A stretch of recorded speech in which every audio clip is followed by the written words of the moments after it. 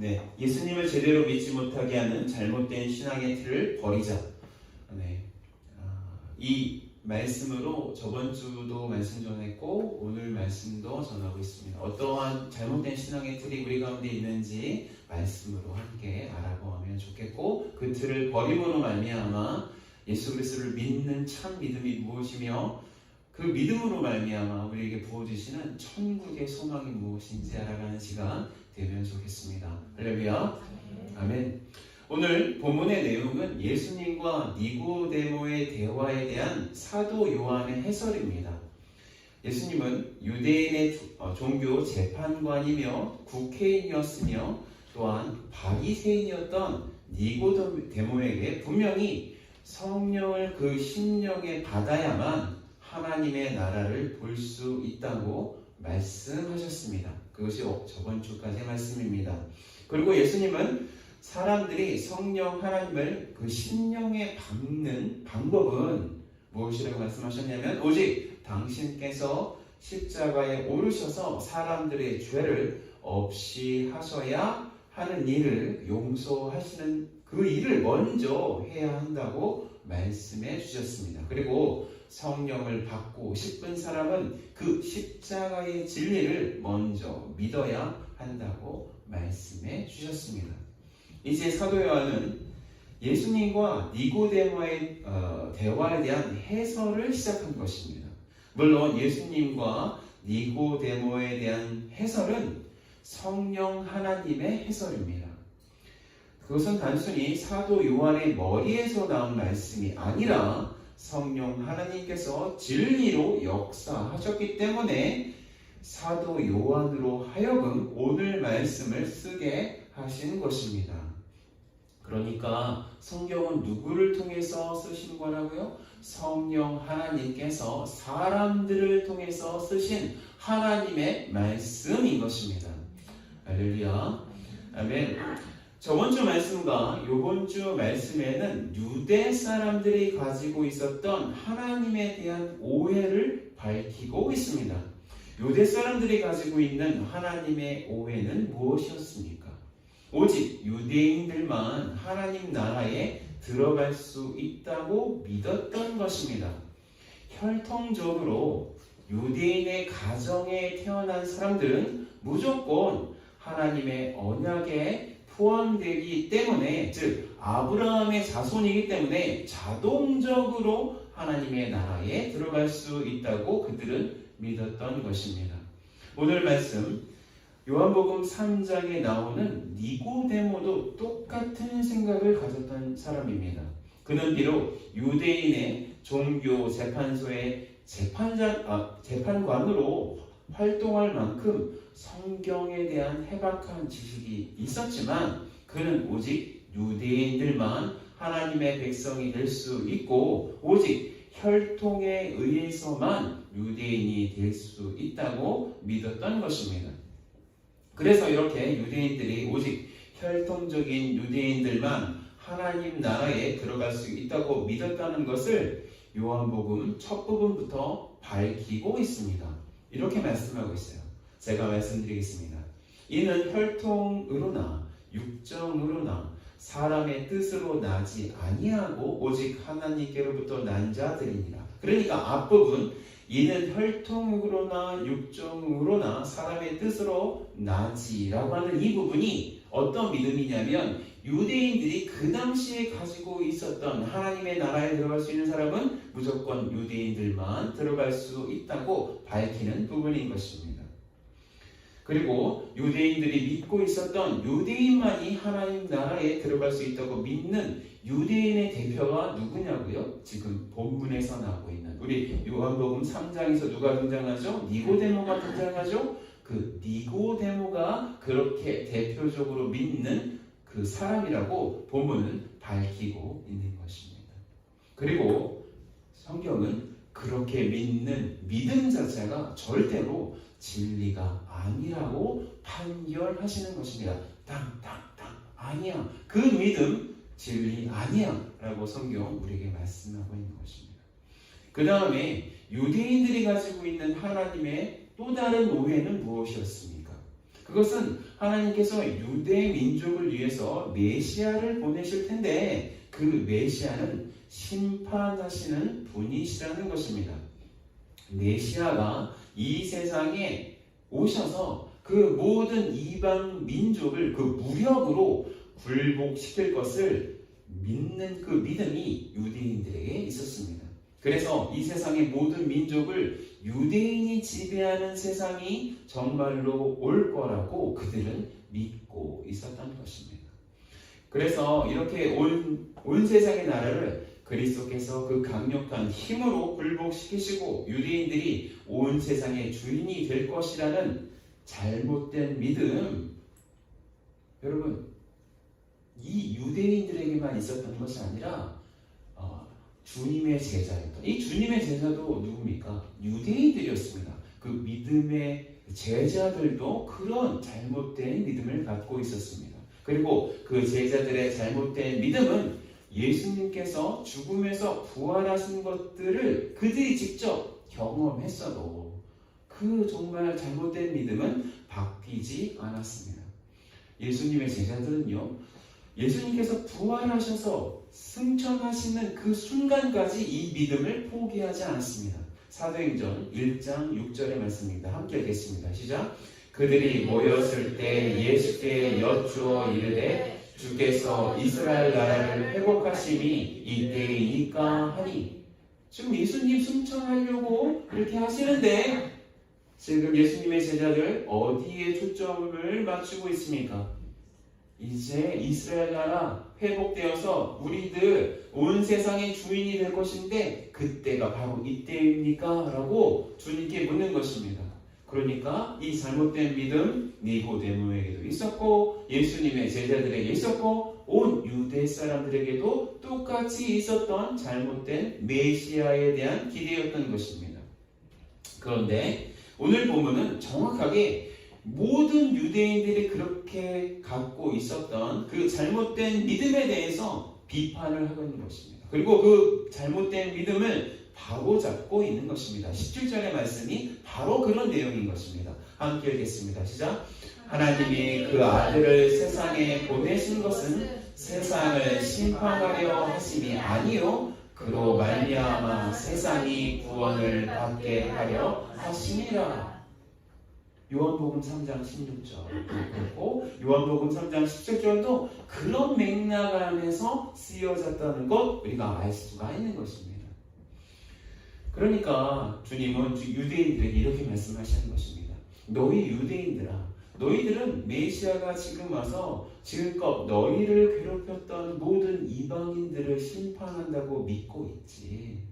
그런데 메시아가 너희들 가운데서 오신 것은 그 세상을 심판하기 위해서 오신 것이 아니라 세상 모든 민족이 예수님을 믿고 구원을 얻기 위해서야 라고 말씀하고 있는 것입니다. 주님께서 하나님께서 이 세상을 이처럼 사랑하사 자기 독생자 자기 오직 외아들 예수님을 너에게 준 것은 그를 믿는 자마다 하나님의 자녀가 돼서 멸망치 않고 영생을 얻게 하려 하십니다 라는 이 말씀이 그런 배경에서 쓰여졌다고 우리는 알 수가 있는 것입니다. 그런데 이렇게 유대인들이 가지고 있었던 메시아에 대한 오해, 하나님에 대한 오해가 단순히 유대인들만 가지고 있는 오해가 아니라 오늘 우리가 갖고 있는 현대를 살고 있는 우리들이 갖고 있는 오해임을 우리는 깨달아야 하는 것입니다. 먼저 유대인들도 자신이 그냥 유대인이기 때문에 자동적으로 하나님 나라에 들어간다고 믿었다고 말씀드렸습니다. 그렇다면 우리도 유대인들과 같은 하나님에 대한 오해, 구원에 대한 오해가 우리에게는 있지 않는가 살펴보아야 하는 것입니다. 그냥 크리스찬 가정 가운데 태어났기 때문에 자동적으로 하나님 나라에 들어간다고 우리는 생각하는 것은 아닌가 생각해 보아야 합니다. 또는 우리가 그냥 교회에 다니기 때문에 그냥 예배에 참석하기 때문에 자동적으로 하나님 나라에 들어갈 수 있다고 생각하는 것은 아닐까? 우리 한번 생각해 보아야 합니다. 그냥 이냥 저냥 그냥 적당하게 신앙생활 하면 죽을 때 천국에 들어가는 거 그냥 보장된 거 아닌가 우리는 생각하고 있는 것 아닐까요? 또한 유대인들은 메시아가 온다면 그 메시아가 온 세상을 정복하고 그 세상을 유대인들이 주인으로 다스릴 것이라고 오해했다고 말씀드렸습니다. 그래서 유대인들은 이방인들을 지옥의 불쏘시개 정도밖에 보지 않았습니다. 그냥 이방인들을 누구라고 불렀어요? 개라고 불렀습니다. 개. 이방인 개라고 불렀습니다. 그러니까 유대인들은 이방인을 사람으로 보지 않았다는 것입니다. 그렇다면 우리 그리스도인들도 세상에 대해서 이런 태도를 가지고 있지 않나 생각해 보아야 합니다. 이 세상을 바라보는 우리의 태도는 세상은 너무 더러워. 세상은 너무 악해. 접근하면 안 돼. 세상과 그냥 우리는 분리되어서 살아야 돼. 그래야만 우리가 가지고 있는 이 조그마한 믿음이라도 지킬 수 있어 라고 생각하는 것은 아닐까 생각해 봐야 합니다. 이렇게 세상과 교회를 분리하려는 태도, 이 세상과 교회를 성과 속을 거룩한 것과 그 다음에 더러운 것을 이렇게 그 장소로 분리하는 태도는 계속해서 교회의 영향력을, 신앙의 영향력을 계속해서 떨어뜨려 왔습니다. 그리고 신앙인들의 그 선한 영향력이 세상 속에서 위력을 발휘하는 것을 계속해서 없이 해왔습니다. 여러분, 요한복음 2장으로 잠시 넘어가면 어떤 장면이 나옵니까? 예수님께서 이방인의 뜰에서 이방인들이 원래 그 이방인의 뜰에 와서 하나님을 향해서 기도를 해야 하는데 이방인의 뜰에서 장사를 하고 있는 그 장사치들, 그 장사판을 벌이고 있는 사람들을 다 뒤엎었습니다. 거기에 대한 의미가 무엇입니까? 그것은 바로 예수님 또한 유대인들이 세상과 자신들을 철저하게 분리하는 태도를 발견하시고 그것에 대해서 진노하셨다는 것입니다. 그렇게 이방인들과 철저하게 분리하는 그들의 잘못된 태도 때문에 그들의 메시아가 오셨어도 그들은 예수님을 그들의 그리스도로 메시아로 알아보지 못했다고 예수님은 말씀하시는 것입니다. 그렇게 예수님께서 이방인의 뜰에서 장사하는 그들을 내쫓으신 것은 이방인들을 위한 마음일 뿐 아니라 이방인들도 이 성전에 와서 나를 향해서 기도하는 것, 그것을 위한 그 마음일 뿐만 아니라 이방인들의 구원에 대해서 그렇게 관심이 없는 그들의 무관심 때문에 그 무관심이 오히려 정작 하나님의 구원이신 예수님을 알아보지 못하게 만드는 그런 그들의 껍데기, 그들의 걸림돌이라고 주님은 판단하셨기 때문에 그렇게 불러 엎으신 것입니다. 그건 어떤 행위냐면 주님의 절절한 사랑의 행동이었다는 것입니다. 그래서 혹시 우리 가운데 우리끼리 잘해보자, 다른 사람 신경 쓰지 말자, 그냥 우리끼리 따뜻하게 잘 지내면 그만이지. 옆에 있는 사람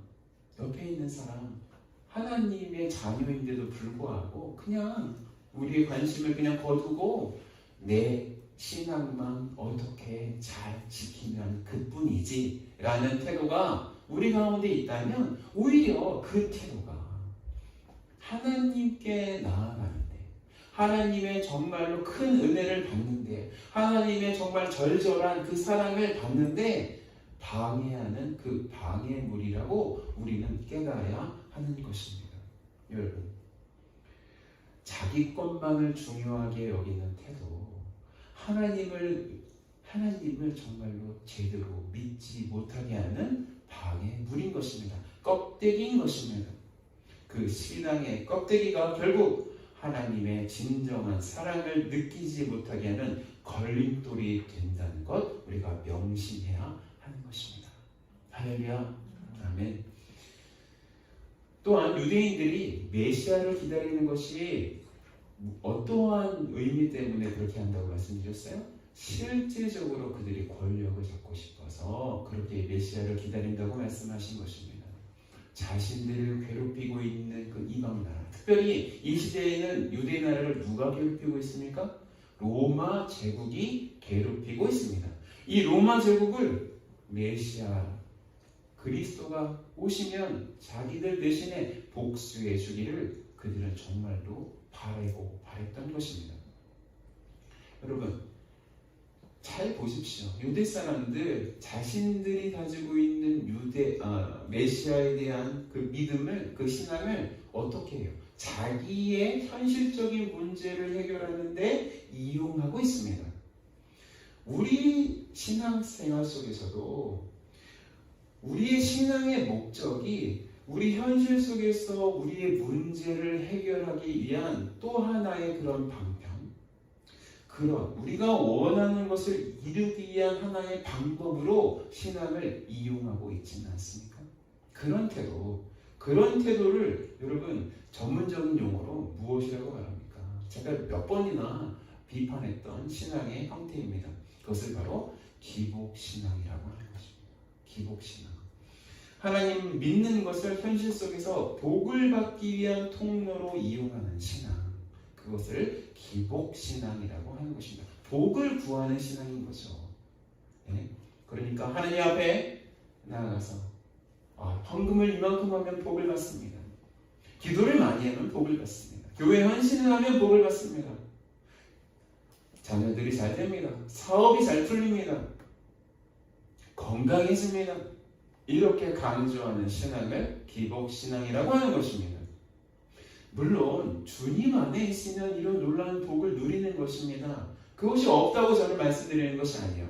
그런데 그 모든 신앙의 첫 번째 우선순위가 우리가 이 세상 속에서 받아 누려야 될 그 복이라면 그 복을 추구하는 우리의 마음이 하나님의 정말 뜨거운 그 사랑을 받는데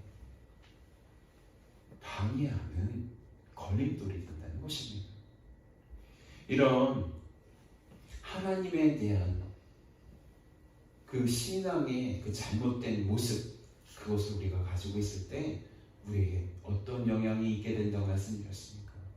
하나님의 본심을 제대로 깨달을 수 없게 된다는 것입니다. 여러분, 하나님의 본심이 뭐예요? 본문 속에서 하나님의 본심이 아주 절절하게 완전하게 녹아져 있는 그 구절이 무엇입니까? 요한복음 3장 16절입니다. 우리 이 요한복음 3장 16절 정말로 우리 가슴 속에 느낄 만큼 절절한 마음으로 한번 읽겠습니다. 다시 한번 읽겠습니다. 시작. 하나님이 세상을 이처럼 사랑하사 독생자를 주셨으니 이는 그를 믿는 자마다 멸망하지 않고 영생을 얻게 하려 하심이라. 아멘. 정말로 이 세상에서 가장 유명한 말씀이에요.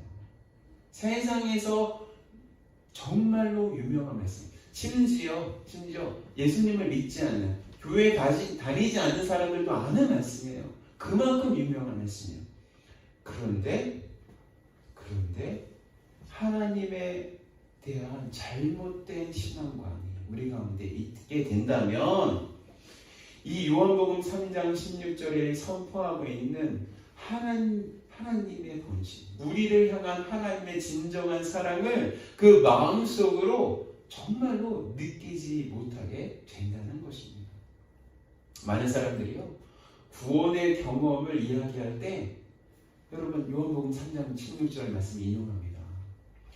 선생님은 성경의 어떤 부분을 읽으시다가 하나님의 구원을 확신하게 되셨나요? 라고 물으면 10사람 중에 아마 8사람, 다른 구절 된 사람도 있겠지만 한 8사람 정도는 이 구절을 떠올릴 것입니다. 그런데 우리가 가지고 있는 하나님에 대한 오해 때문에 정말로 중요한 이 진리의 말씀이 오히려 흔하게 느껴지고 이 말씀을 이야기하면 누구나 아는 말씀처럼 느껴지고 식상하게 생각하게 된다는 것입니다. 그렇다면 우리가 가지고 있는 신앙의 낡은 것을 버려야 합니다. 우리가 하나님의 진심을 느끼기 위해서 우리가 가지고 있는 신앙의 잘못된 방향을 바꿔야 되는 것입니다. 우리가 가지고 있는 신앙에 대한 타성을 버려야 하는 것입니다. 그 첫 번째 우리가 버려야 하는 신앙의 매너리즘을 버리자는 것인데, 이것을 첫 번째로 우리가 적용하고 싶습니다. 첫 번째, 신앙의 잘못된 틀을 버리자는 것입니다. 우리 함께 읽겠습니다. 시작. 신앙의 잘못된 틀을 버리자는 것입니다. 유대인들은 자신들이 혈통적으로 아브라함의 자손이라고 믿었기 때문에 자동적으로 천국에 간다고 믿었다고 말씀드렸습니다. 그런데 그런 틀에 박힌 신앙 태도 때문에 예수님을 자기 눈앞에 모셨어도 예수님을 자신들의 그리스도로 인정하지 않았습니다. 제가 질문 하나 하겠습니다. 여러분께. 지금 당장에 예수님께서 여러분들의, 우리들의 눈앞에 서 계신다면 우리는 예수님을 한눈에 알아보실 수 있습니까? 여러분들은 그렇게 알아보실 수 있으세요? 물론 지금 우리 예배당 가운데 유대인 한 명이 이렇게 있으면은 갑자기 뿅 하고 있으면 예수님이구나 알아볼 수 있겠죠. 갑자기 우리 동양인 한국 사람들이 이렇게 모여서 예배드리는 곳에 유대인 한 분 딱 오셔가지고 피부가 좀 검은고잡잡하고 약간 중동 사람이 계시면 다 놀래서 자빠지겠죠. 예수님이구나. 그렇지만 여러분, 그냥 우리 지금 그 다중적인 문화 속에서 살고 있잖아요. 그런데 이렇게 중동 사람도 있고 미국 저기 백인도 있고 흑인도 있고 동양인도 있는 이렇게 있는데 그 중에 한 분이 이렇게 예수님이 정말로 계신다면 그분이 우리에게 말을 걸어올 때 우리의 눈으로 우리가 그분을 예수님으로 정말로 알아보실 수 있습니까? 그런 자신감 있으세요? 실제로 예수님께서 십자가에서 처형되시고 난 후에 예수님의 제자들 중에 두 사람이 슬픈 얼굴을 하고 어디로 가세요? 엠마오라는 동네로 내려가다가 부활하신 예수님과 함께 동행을 했어요. 그죠? 그런데 그들은 엠마오로 내려갔던 그 두 제자들은 예수님을 알아보지 못했어요. 그들이 예수님을 알아보지 못한 이유는 그들이 가지고 있는 죽은 사람은 절대로 다시 살아나지 못한다는 그들이 가지고 있었던 잘못된 신앙의 틀이라는 눈가리개가 그들에게 있었기 때문에 예수님을 알아보지 못했습니다. 물론 우리는 예수님께서 살아신 전에 어떠한 모습을 하고 계셨는지 잘 몰라요. 그죠? 그림도 다 작가가 상상해서 그린 거죠. 제가 몇 번 말씀드렸잖아요. 예수님 하얀색 얼굴빛에다가 긴 머리에다가 정말 약간 좀 배우상의 얼굴 이렇게 하고 있잖아요. 그건 다 상상해서 만든 거죠. 그건 예수님 진짜 얼굴이 아니에요. 그건 너무나 잘생겨 보이잖아요. 이사야서에서 뭐라고 말씀하셨어요? 예수님 볼품 없다고 나오잖아요. 다른 사람에게 이렇게 잘생기셨다 이렇게 할 정도로 생기지 않았다고, 다른 사람에게 미워운 바가 되었다, 버리운 바 됐다, 볼품이 없다라고 말씀하고 있잖아요. 그렇죠? 그렇게 볼품 없는 사람이 정말 예수님께서 그렇게 여러분들에게 나타나셨을 때 정말 여러분 알아보실 수 있으세요? 그래서 예수님 오늘 말씀을 통해서 우리에게 말씀하신 것입니다.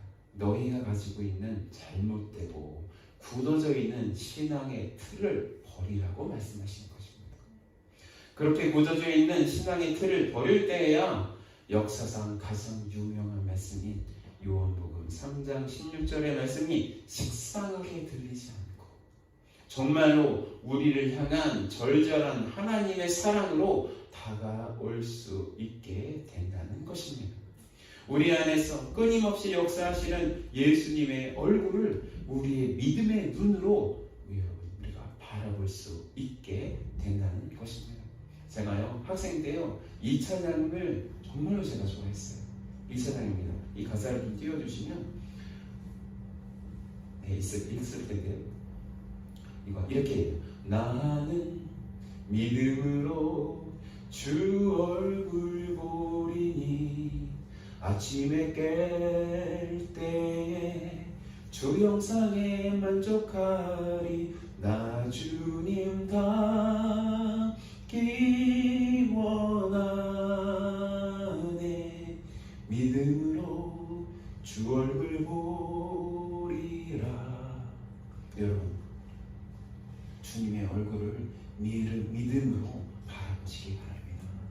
여러분들이 가지고 있는 낡은 신앙의 틀로서 그냥 판에 박힌 듯한 하나님을 향해서 식어져 있는 그 마음 아니라 이웃을 향해서 아무 관심이 없는 무관심한 태도로 바라보는 것이 아니라 내가 원하는 것만 원하는 그것만 기도하는 그런 잘못된 기복주의 신앙의 그 눈으로 주님을 바라보는 것이 아니라 새로운 마음으로 주님을 바라보셔야 하는 것입니다.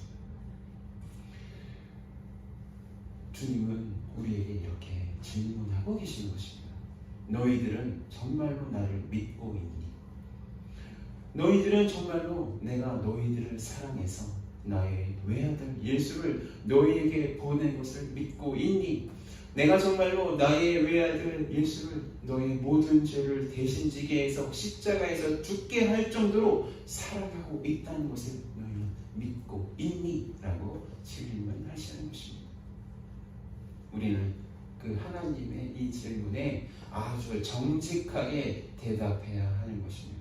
그리고 만약에 우리의 대답이 하나님, 저는 예수님께서 당신의 목숨을 아깝게 생각하지 않으셔서 저를 위해서 십자가에서 못 박히신 것이 지금 가슴에 절절하게 딱 와닿지 않아요 라고 말씀드린다면 우리 신앙이 진짜가 되기 위해서 하나님께서 우리에게 말씀하시는 말씀을 제대로 듣고 그 말씀을 순종해야 한다는 것입니다. 하나님께서 우리에게 본문을 통해서 말씀하시는 것, 하나님께서 오늘 본문을 통해서 말씀하시는 것은 하나님의 말씀을 느끼지 못하게 하는 신앙의 틀, 그 틀에 박힌 것 다 버리라고 말씀하시는 것입니다. 하나님에 대한 무관심한 태도, 하나님께서 관심 가지라고 말씀하시는 이웃에 대한 냉랭한 무관심, 우리가 원하는 것을 얻으려고 신앙생활을 하려는 태도, 신앙의 진보를 위해서 무엇이든지 몸부림치기보다는 그냥 하루하루를 그냥 보내려는 안일한 태도 다 버리라는 것입니다. 그리고 우리는 하나님을 향해서 진심으로 하나님 정말로 저를 만나주세요.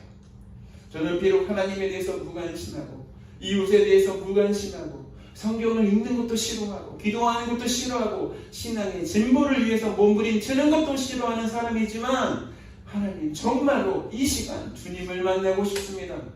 주님 저를 만나주시옵소서 라고 기도해야 하는 것입니다. 할렐루야. 그럴 때 주님은 우리에게 완전히 고정되어 있는 신앙의 낡은 틀을 벗기시고 우리에게 새로운 마음을 주신다는 것입니다. 이것을 구약의 에스겔서 33장 26절 27절 이렇게 약속하고 계시는 것입니다. 우리 함께 읽겠습니다. 시작. 또 새 영을 너희 속에 두고 새 마음을 너희에게 주되 너희 육신에서 굳은 마음을 제거하고 부드러운 마음을 줄 것이며 또 내 영을 너희 속에 두어 너희로 내 율례를 행하게 하리니 너희가 내 규례를 지켜 행할지라.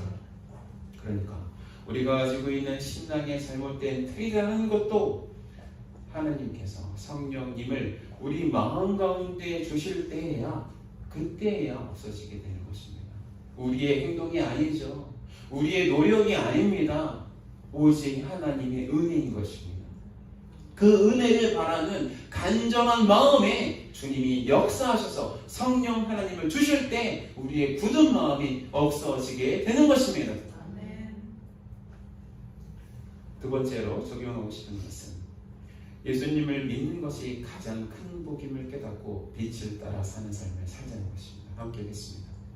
예수님을 믿는 것이 가장 큰 복음을 깨닫고 빛을 따라 사는 삶을 살아라. 지금까지는 그래도 어느 정도 하나님에 대해서 우호적인 마음을 가진 사람들에 대한 하나님의 경고의 말씀입니다. 그런데 우리가 읽은 본문을 계속 읽어보니까 예수님을 믿지 않으려는 사람들에게 대한 말씀도 포함되고 있습니다. 그렇죠? 여기에 모인 우리는 그래도 하나님을 믿고 또 믿으려고 여기에 앉아 계십니다. 그런데 예수님을 믿지 않는 사람들을 향해서 주님은 안타까운 마음으로 경고하십니다. 그 경고는 바로 예수님을 믿지 않으면 뭐가 있다고요? 심판을 받는다는 정말로 끔찍한, 정말로 후덜덜한 그런 말씀인 것입니다. 하나님은 예수님을 피하고 거부하고 미워하는 사람들에게 무엇이 있다고 말씀하십니까? 심판이 있다고 명백하게 말씀하고 있는 것입니다. 18절 말씀입니다. 다같이 18절 말씀 시작. 그를 믿는 자는 심판을 받지 아니하는 것이요 믿지 아니하는 자는 하나님의 독생자의 이름을 믿지 아니함으로 벌써 심판을 받은 것입니다. 여러분, 세상에서 가장 큰 복 무엇입니까? 여러분들이 누리고 있는 가장 큰 복 무엇입니까? 예수님 믿는 것입니다. 예수님 믿는 것이 가장 큰 복인 것입니다. 비록 우리들의 마음이 식상한 대로 정말 굳어진 마음의 상태대로 예수님을 쫓아가고 있을지도 모릅니다. 그래서 때로는 세상에 져서 세상에 타협해서 뒤로 물러갈 때도 있지만 예수님을 믿는 그 믿음이 우리에게 있기 때문에 그것이 정말로 가장 큰 복임을 우리는 믿어야 하는 것입니다. 그런데 이렇게 세상에서 가장 큰 복을 가지고 살아가는 우리들이 이 큰 복을 누리고 살지 못하고 있다는 것입니다. 우리 안에는 분명히 예수 그리스도라는 빛이 있습니다. 그렇죠? 그런데 우리가 가지고 있는 이 죄의 몸은 우리가 예전에 즐기던 어둠을 아직도 좋아한다는 것입니다. 이게 참 문제인 것이에요.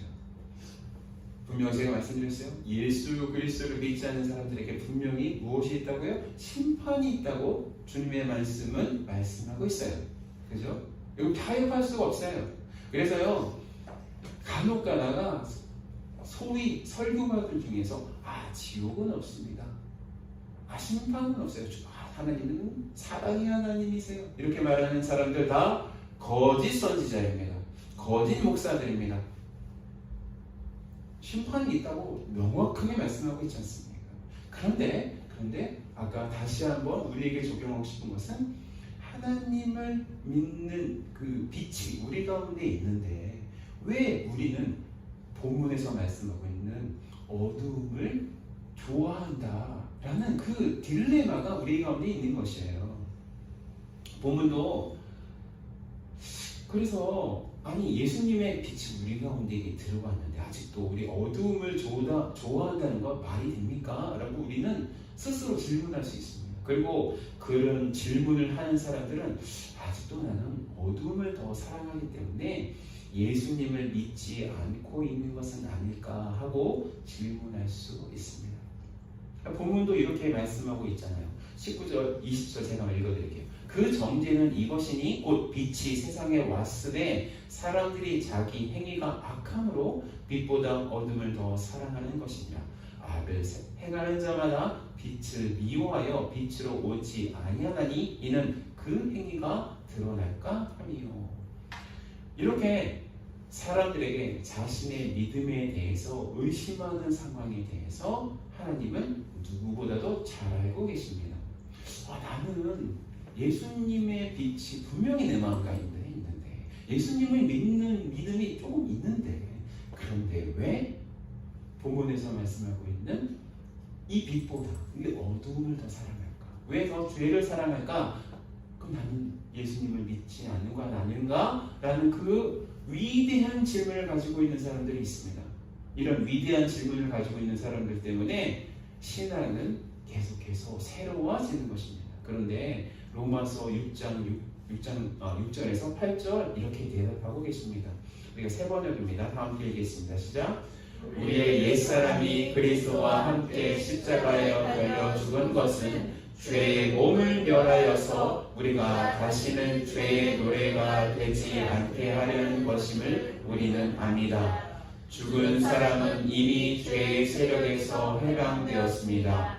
우리가 그리스도와 함께 죽었으면 그와 함께 우리도 또한 살아날 것임을 믿습니다. 여러분, 우리가 예수님과 함께 십자가에 못 박혀 죽지는 않았어요. 여러분, 예수님과 실제적으로 십자가에서 못 박혀 죽으셨습니까? 여러분, 손을 좀 내미세요. 못자국이 있나 좀 보게. 그러나 영적으로 보면 우리의 옛사람이 예수님과 함께 십자가에 못 박혀 죽는 것입니다. 영적인 차원에서요. 그래서 우리의 죄가 예수님과 함께 죽었기 때문에 하나님으로부터 다 용서받은 것입니다. 그런데 우리에게는 무엇이 남아있습니까? 이 본문에서, 아니 우리가 함께 읽은 로마서에서 뭐가 남아있습니까? 죄의 몸이 남아있다고 말씀하고 있습니다. 이 죄의 몸은 계속해서 우리 옛사람이 지었던 죄를 지으려는 그런 습성이 우리 죄의 몸 가운데 남아있다고 말씀하고 있는 것입니다. 그래서 때로는 우리에게 예수님의 빛이 들어와 있지만 우리의 죄의 몸이 계속해서 어둠을 더 사랑하는 행동을 하게 한다는 것입니다. 여러분, 예수님께서 십자가에서 우리의 모든 죄에 대해서 용서하셨습니다. 그런데 이 죄에 대해서 용서하셨다는 것의 뜻은 우리가 지은 모든 죄에 대한 모든 책임을 다 사하여 주셨다, 다 용서해 주셨다는 것입니다. 이것을 줄여서 죄의 죄책에 대한 용서라고 하는 것입니다. 죄는 두 가지 측면인 것입니다. 하나는 죄에 대한 책임이 있고 또한 죄로 인한 오염이 있는 것입니다. 우리에게는 이 죄에 대한 오염이 남아 있습니다. 이 죄에 대한 오염과 싸우는 과정을 뭐라고 하는 것이냐면 성령의 성화라고 부르는 것이고, 죄에 대한 책임을 완전하게 없이 하시는 것을 예수님의 십자가에 대한 용서라고 부르는 것입니다. 그죠? 어떤 사람들이 이렇게 얘기해요. 예수님의 십자가가 과거의 죄, 현재의 죄, 미래의 죄도 다 용서해 주는데 왜 여러분들은 회개하십니까? 라고 묻는 사람도 있습니다. 이런 사람들을 구원파라고 얘기합니다. 이런 사람들 굉장히 교묘하죠?